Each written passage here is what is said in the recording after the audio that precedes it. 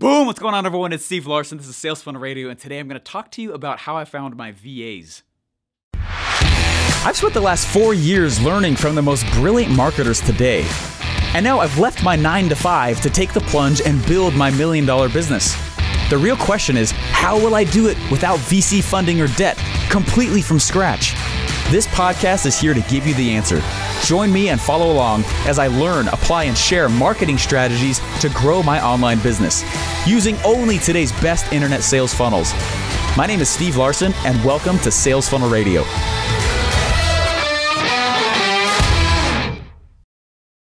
What's up, guys? Now, I don't feel, some people have asked, hey, what's a VA? Or just, I'm talking about virtual assistants. I'm talking about how I found my team. Now, what's funny is I remember sitting at a few events, and I would watch these guys who had made 2 commas through their funnels, right? Their sales funnels.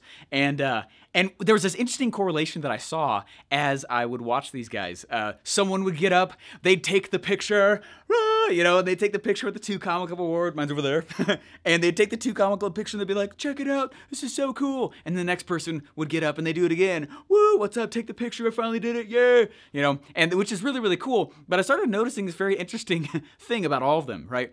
I can't help it, I'm kind of a pattern junkie. And I started looking, I was like, what do each one of these people have? Like, why is it that that guy can do that, right? Why is it that guy can do that? And and I'm not trying to be like weird or whatever, but there's a lot of them that would stand up and I'd be like, I think I could build a funnel better than that guy can in his own category, but he made $1 million.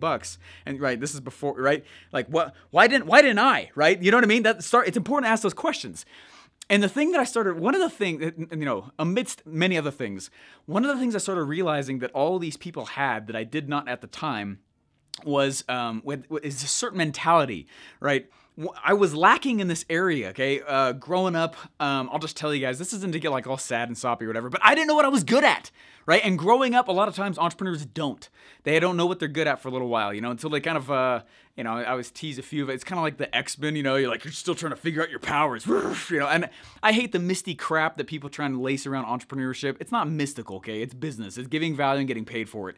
Entrepreneurship is not mystic. You're not like a godsend to humanity to get you, to go bless. Anyway, you know what I mean? You guys know the mentality I'm talking about. You see around a lot of times. That irks me a little bit, okay? But anyway, right, I was young and I was like, what am I good at? What am I good at? And as I started getting a little bit older into my teens, I started realizing that I had an ability to focus hard and go sell stuff. I had a very intense fascination with the act of selling.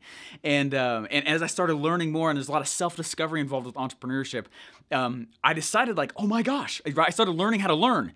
And I got addicted to it. And I started saying things like, well, I'm going to learn that, I'm going to learn that, I'm going to learn that, I'm going to learn that, right? And I'm going to try and be the best at this, and the best at this, and the best at this, and the best. And I'm like, I'm going to learn it all, baby, and I'll bring it on. And funny enough, that's like the exact opposite of what each one of these entrepreneurs on stage were doing. And I was like, well, what are they doing then? Like, how does this actually work?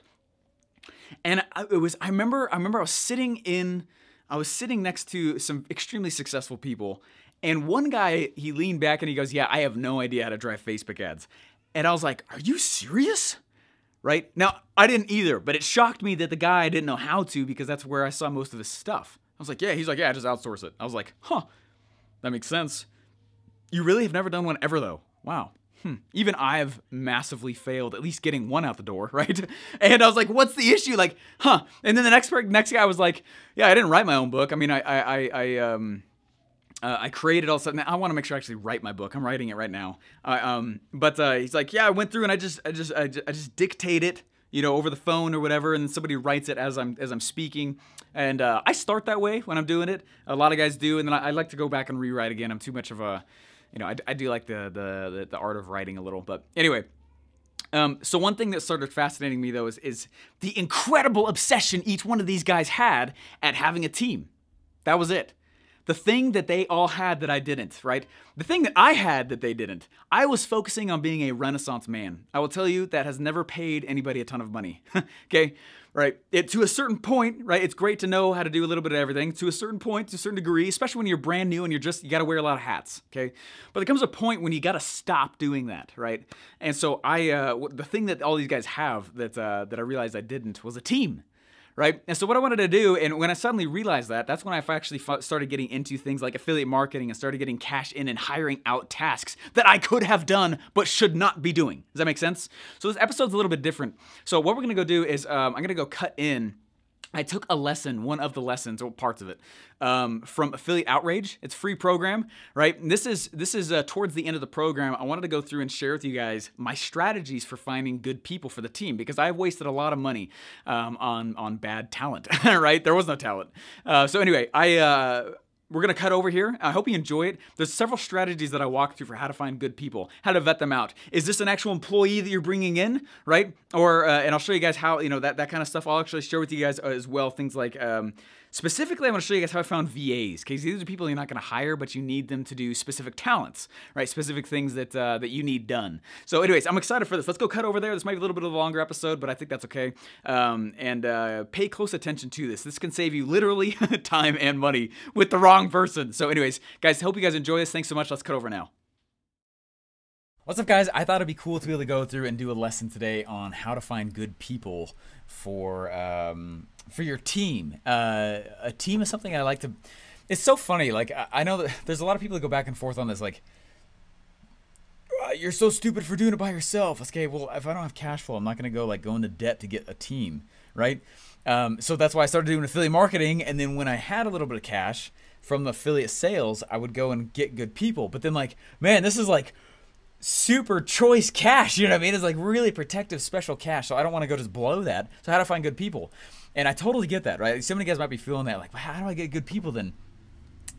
So in college, I wasted a lot of my own money on bad VAs, like just tons of them, like just so, because I wasn't a coder, and I know like sometimes I needed a website or I need this or I need that, and there was this one time I spent $500 for this guy saying that he could put together a very simple thing, and it was garbage. I mean, holy crap, it was so bad.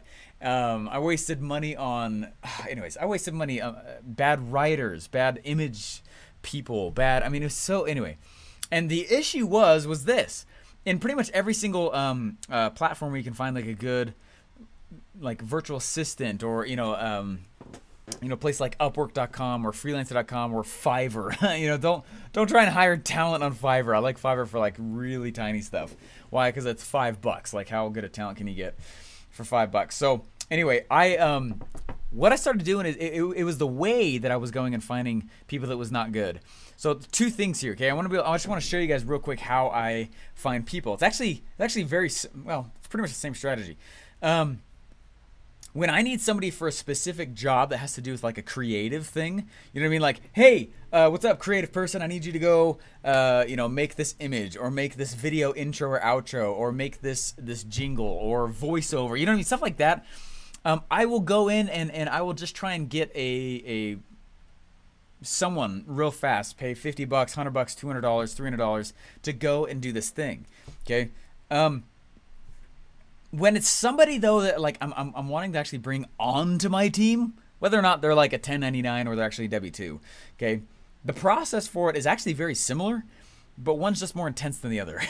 Okay, so to go for and actually get like a creative, okay, if you're like, hey, I'm building these funnels, Steven, I want to find somebody for this and this.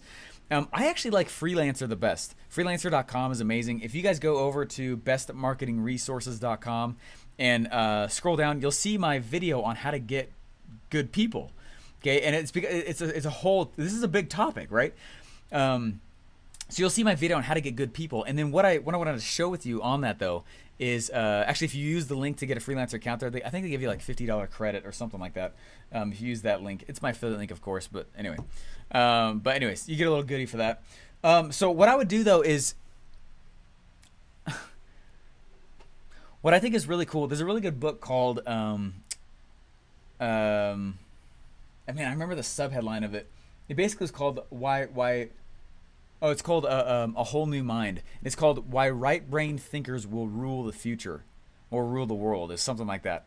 I was like, Right Brain Thinkers, it's a fantastic book. But if you think about where we are right now, and you're like, Steven, what does this have to do with getting a team? It has a lot to do with it, okay? Are you farming right now? Unless it's by choice, probably not. You know what I mean? Are you going to a well every day to get your water? I doubt it, right? Are you going? The point of the book at the beginning of it is like, look, there's so many things in life that are already taken care of for us that like in the past, the fortunes were made by supplying the basics of life. Fortunes were made that way, right? Let's get power to you. Let's get internet to you. Let's get water, food. Let's get shelter. Let's get, right? You're not building your own house, most likely, right? You're not, like, does that make sense? There's systems created around the basics of life. And it goes around and it talks about and it makes the argument that, like, because of that, those are very left-brained ideas, right? Okay, well, it's logical why I should go and make a system to bring water to your house. That's a logical thing, right? And so it says, because so many of the logical things have been taken care of now, the future is ruled by those who can be right-brained thinkers, those who are the creatives, those who can sit down and say, hey, you know what, I've got this idea, right? And so those who become creative, those who are that's right. That's why right-brain thinkers rule the future. I know that's one of the reasons why I do so well with my stuff is because I try to be creative, right? And I wouldn't say it necessarily was the beginning of life, but that too can be a learned trait. And so, what I decided to do, anyway, in that book, it goes on to say, like, look, you got to figure out how to be creative. You got to figure out but the problem is that you want to make sure that you get someone on your team who is creative, right? Who's actually good at what they do, right? I still believe in capitalism, baby. Woo, right? I want the best of the best. I do in every area of life. And so so how do you find a good virtual assistant? How do you find a good freelancer to come and do this task or that task for you? And so I stopped following the capitalist rule. I stopped just going and trying to find somebody who was awesome. Instead, I created contests. Okay, and this is literally how and why I was able to do what I do. Because while I was working a job, I had these rock stars getting these things done for me, which was paid for by affiliate cash. Okay, so that's why I'm trying to help you guys understand with this thing. Okay, so one of the things that I did though with this is I went and I grabbed. Funny enough, like Upwork doesn't even do this anymore. They may have added it in the past a little bit, but I've looked. Anyway, freelancer.com is my favorite because they are the only ones that allow me to actually create a contest, and Freelancer facilitates the contest. So what I like to do, and I'm like, man, I need somebody to create images for me. Okay, I still do this, guys. I've got a bank of people that I'll go back to because of this process, okay? And this is the process. I had somebody complain to me once. They're like, but that sounds like it's going to take a few days. I'm like, you're not going to spend a few days finding somebody who's really good? What's wrong with you, right? Come on, right? So this is what I do, right? And it's all automated, but Freelancer is the only platform I know of that automates this and facilitates this contest process. So what I do is I try to make sure to overpay a little bit in these contests. So the contest runs like this. I don't have to pay you unless you are the contest winner. Okay, so here's what I do. I say, hey, what's up everyone? And let's say it's an image and I just need a simple cropping done and put on the background of something else. Something really, really easy in Photoshop, honestly, right? Something I could probably take my own time to go do, but I'm not the expert at it, so why would I do it, right? So I don't. So instead, what I go do is I'm going to go in, and in Freelancer, I can put a contest up that says, hey, I need this image, and I usually do a little screen record. I need this image placed on this background, right, with this stuff cut out, and it's a contest. And if you win the contest, I'll give you $100. Like, $100? What? That's part of the strategy. You understand? I make sure to overpay a little bit for it. Why? Because it attracts a buttload of people to me, right? Lots of the freelancer people, they start jumping on and jumping on and jumping on and jumping on, and they start submitting this image, right? Well, I make the contest a week long, okay? I make the contest a week long, and then what I do after that is I make sure that in the contest, I've got my critiques set to public, so that everybody else can see all the other submissions and everybody else can see my critiques. So what I do for the first 5 days is I am pretty harsh in my critiques, okay? I'm not saying I'm rude, but I'm not mincing words. I hate this. I hate that. I love this, but change that. I hate this. This is terrible. No, nothing like this at all. Why did you do this, right? And frankly, like this, and I'm actually very, very forward about it. And I don't want to say rude. I want to say I'm not rude about it, but I'm so forward because I know hundreds of other freelancers are watching my comments, okay? And they're watching my critiques. And what's funny, because it always happens this way, I always do it a week long. I always do it a week long, and and I'm publicly critiquing just once a day, hard, heavy, okay? Public critique, public critique, public critique. I'm like, holy crap, this is terrible. Or I'm like, whoa, no, not this at all. Are you kidding? You know what I mean? I'm super forward, and I'm specifically giving very specific feedback back on the critique. Well, everybody can see that in the contest. Everyone sees it. Everyone can get notified by it. It's always been this way, though. The funny part is that on the last 2 days, it's always been that the real talent will swoop in those last 2 days. The real talent swoops on in, they see the comments, they see my critiques, and then it's the last 2 days, these guys swoop on in, and they'll make just this incredible stuff. And I'm like, where have you been? I've been trying to find you in all of Freelancer, in all of the freelancing world, the entire VA world. Where have you been, right? And the last 2 days, what's really cool is I'm even more interactive. And I will farm out like the top 10 people and keep interacting. Yes, I hate this. No, I don't like that. Bam, bam, bam, bam, bam, bam, bam, bam, bam. Right, back and forth, back and forth. And then it's always within the last like 12 hours, just the most incredible work comes through. And I only have to pay the top one. Okay, I did this once on a t-shirt, and I had, is it a t-shirt or an image? I can't remember. There was like over 200 submissions. 200, okay? And it was cool because the last little bit though, right, the last few hours, the last real talent came in, and true designers, you know, I mean, just really gifted people, I could tell. And they came in. I only had to pay the top person, but now the next time I needed a t-shirt done, I just went to those top 3. I can go back to them afterwards and just go straight to them rather than a contest. Okay, does that make sense? I literally filtered out hundreds of people that weren't good, right? I've done that whenever I need like an image. I don't keep doing it because I found who they are, right?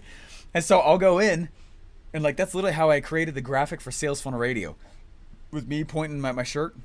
It was through a contest. That's how I came up with that. The T-shirt that I have for Hey Steve, that was a contest. A game, an actual coder, right? I found it. Actually, that was the help with Freelancer themselves. It's like an extra $10, and they helped me find out a good person. Anyway. But I love Freelancer for that reason. So number one, the biggest way to create and grow a team is you gotta understand, like I use contests. I use them heavily, and not just when I need like a freelancer position. I actually use it when I am hiring out for team members as well. Okay, so when I found my incredible Facebook coder, and you guys, Facebook traffic driver, and you guys know that story if you're this far in the training, right? You guys know that story of me hiring Sema, and you guys have learned from Sema. It was literally a contest, and she was just winning in the contest. And after that, I found out I was like, holy crap, you're Dan Henry's guy too. That's crazy, right? She's very, very talented, but it's because of contests, okay? I don't just go out. I don't give a crap about resumes, okay? It's what piques my interest initially, but who I actually decide to have a long-term relationship with, it's based on contests, right? Who makes it rain? Who can make it happen, right? I want those kinds of people. And so I make sure to do that. So a few caveats with this, okay? So I use contests regardless if it's on the freelancer platform or not. Usually I try and always go to it though, because there's great talent that's on there. You just got to find them. And then in the future, you don't have to do it again. Okay, a few caveats though with this whole thing. In college, I was taught to hire for the sake of building a business. Okay, before creating revenue. That's backwards. Okay, that's dumb. Don't do that. Okay, in my honest opinion, that is some seriously terrible advice. Okay, I think that college taught me some great things. That was not one of them. Okay, instead, and you guys, if you have watched my podcast, anyway, you guys know I've talked about the beginning of this year what really happened to me. What happened to me was there was like 200 grand almost that came in, just bam, real fast. But my business structure wasn't there to support the revenue coming in. I had never considered that a funnel was not a business until like 2 or 3 years ago, right? I was like, yeah, well, I built the funnel, so therefore I got the revenue, that's it. Like, no, you still need a business to support the revenue, right? Support itself, fulfillment, right? Maybe you got to get out there and actually maybe it's shipping stuff. Maybe you're going to, I don't know, maybe it's something high ticket, like you're going to fly out to them. What are the processes? If I handle every single customer complaint different, now if I handle every single Dream 100 package I send out, right, totally different, right? I'm not saying you shouldn't customize, right? If I handle every single purchase different, if I handle every single aspect of every single thing I do every time different, I don't have a business. I am the business. Okay, does that make sense? So I can have a funnel. If there's no systems, there's no business, right? And so that's exactly what I'm trying to say here. So I don't care about this whole like go build a team thing. Don't do it until you have freaking revenue, right? Otherwise, you got to go into debt. That's why they teach go get a loan, go get business loans, go build a proposal to get a loan. Why? What does that money do? Right? That was asked. What are you going to do with this money? Right?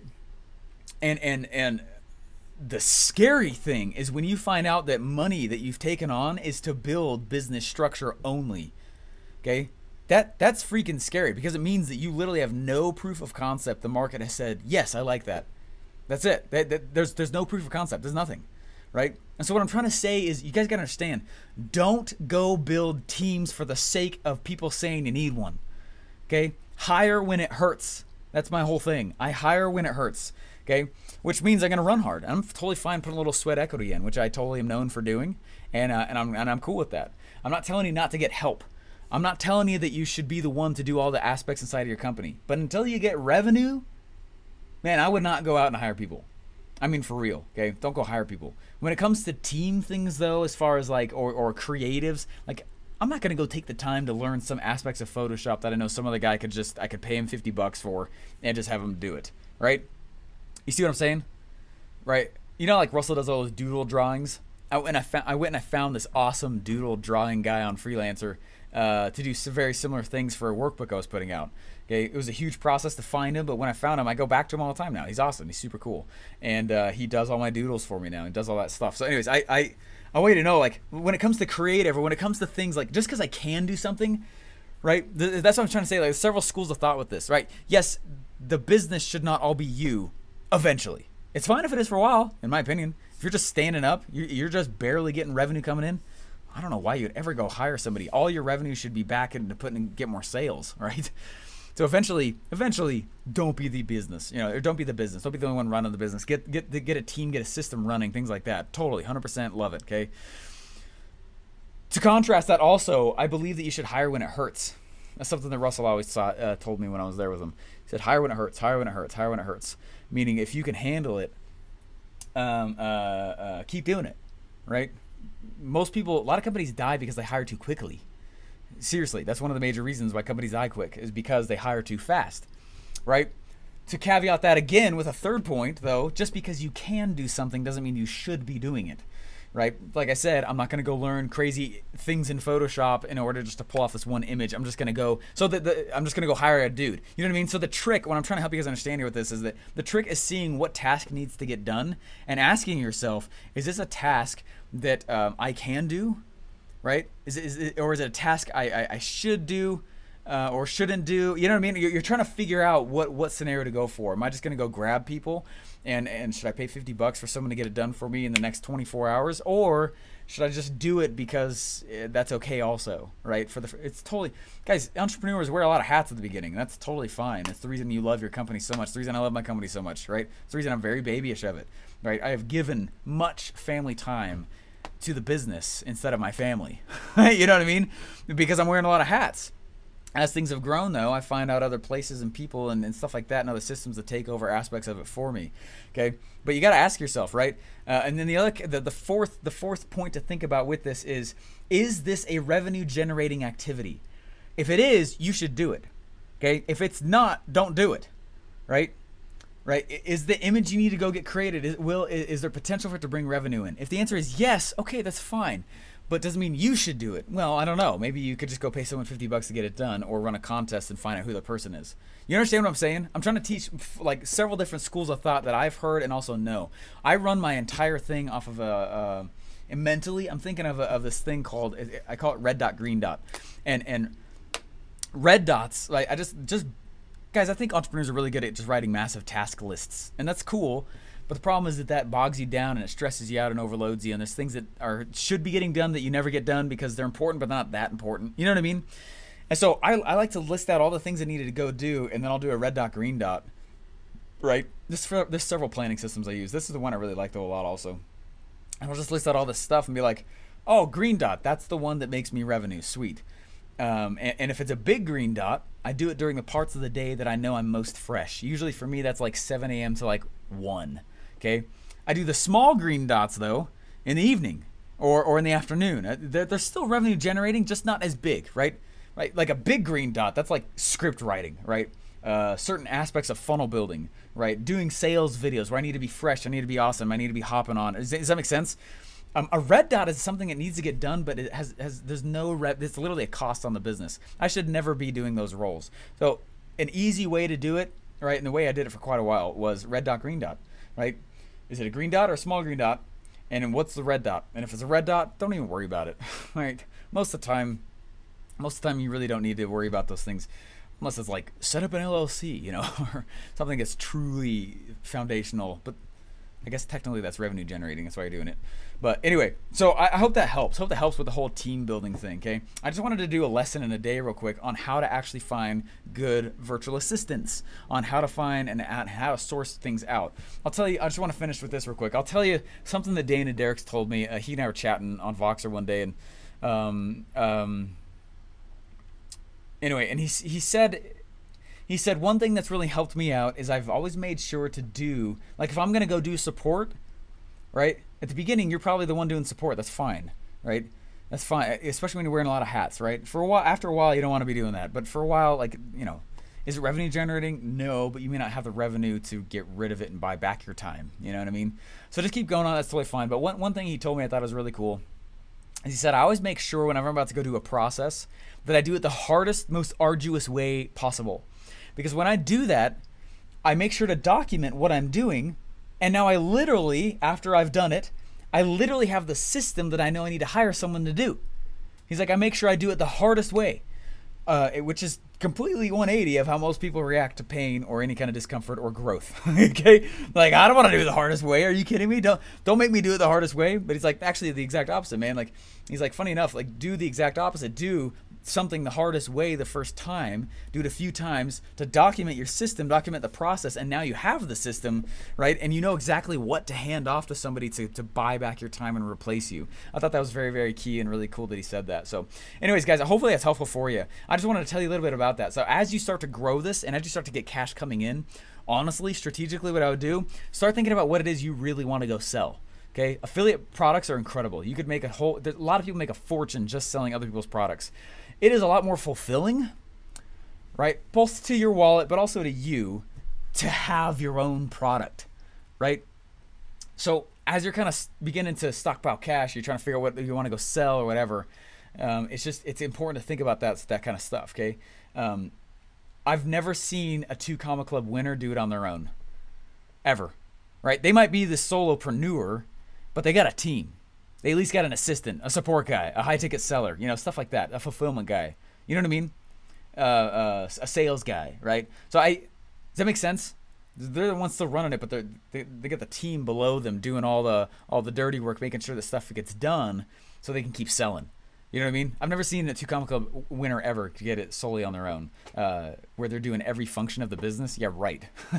Yeah, right. That doesn't happen. So just know, like, as you start to get cash in, I know a lot of you guys may not have money right now, and that's totally fine.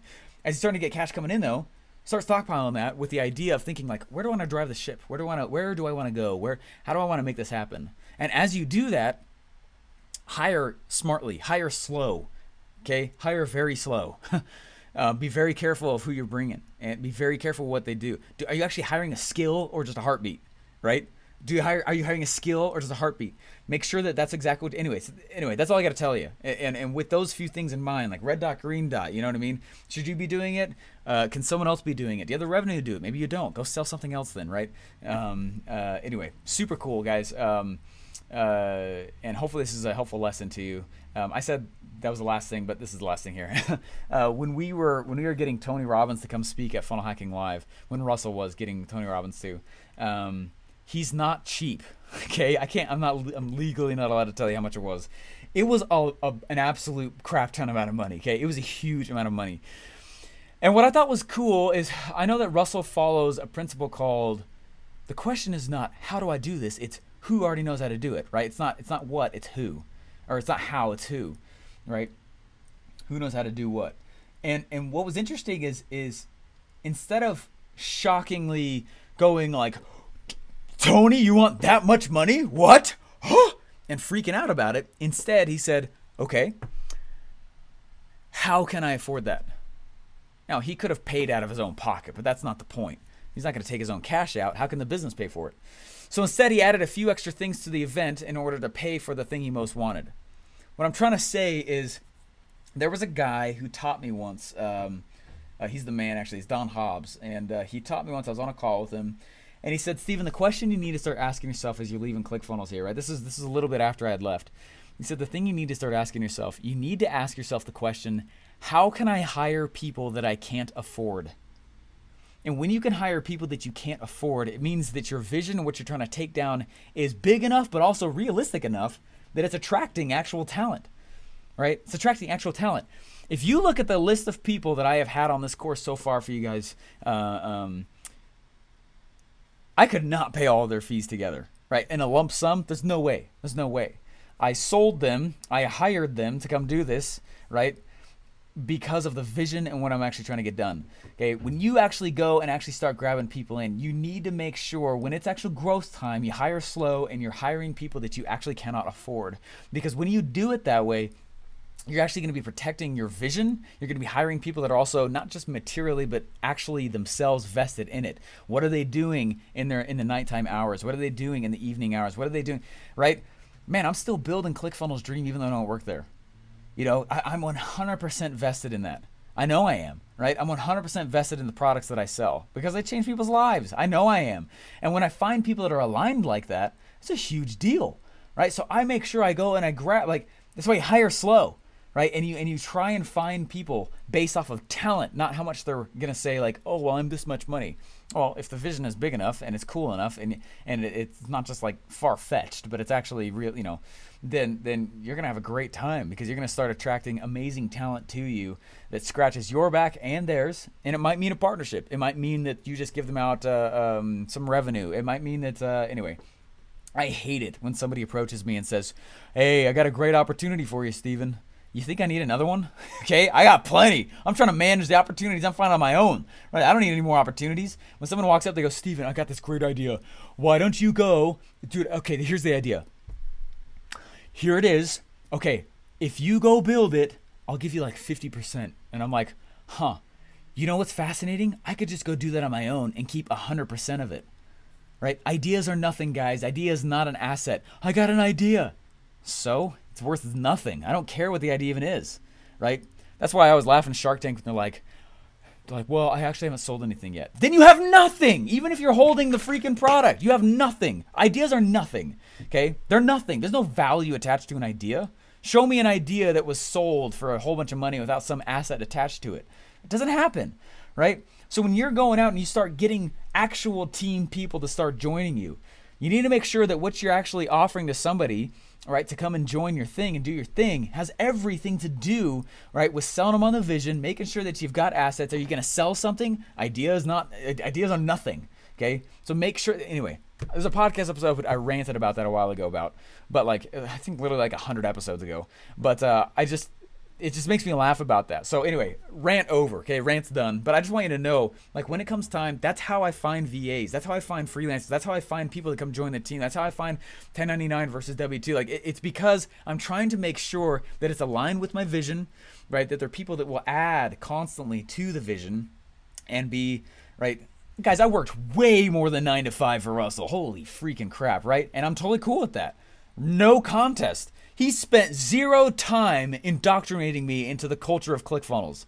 No time. I hit the ground running. No training. Tweaking, sure. Stuff that he wanted me to change, absolutely. But man, I was there to run. I produced day one, right? And it's because I'm trying to. So because of that, when it comes down to actually hiring people, man, there's no better way to do that than hiring from your own audience. Right, because they're sold on the vision. They know who you are.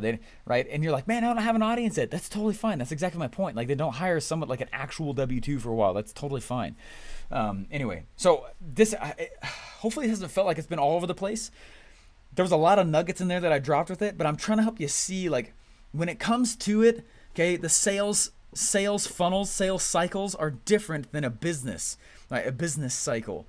Okay, and you're going to be the one most likely doing both for a little while, and that's okay.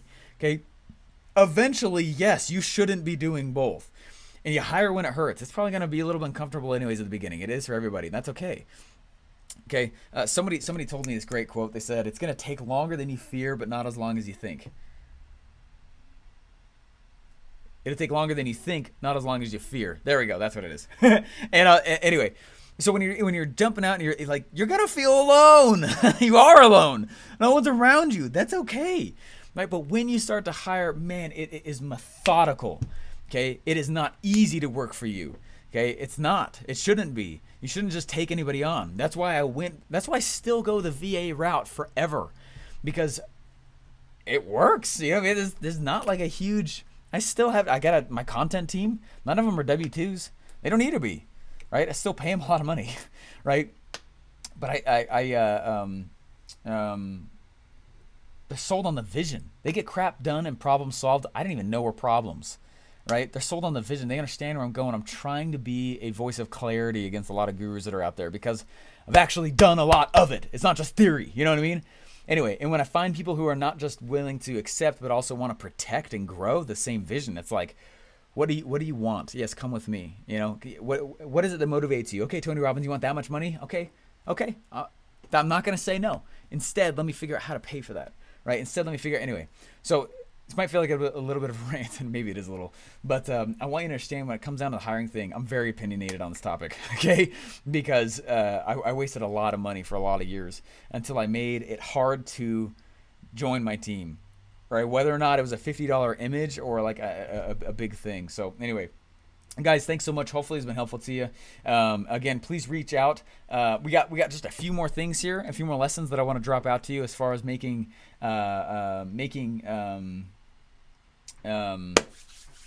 it all work for affiliates, making you money. Anyway, and then we'll be done. And I want to challenge you guys, if you got value out of this, promote my stuff. This is my free stuff. You can imagine how good the paid stuff is. So my products are good. I'll take care of your customers. I'll take care of your traffic you send over to me, and really appreciate it. Guys, thanks so much, and I'll talk to you later. See you in the next lesson. Bye. Woohoo! Hey, thanks for listening. Hey, many don't know that I actually made my first money online as an affiliate marketer. If you want to know how I funded my entire company without using any of my own money ever, you can learn to do the same for free at affiliateoutrage.com.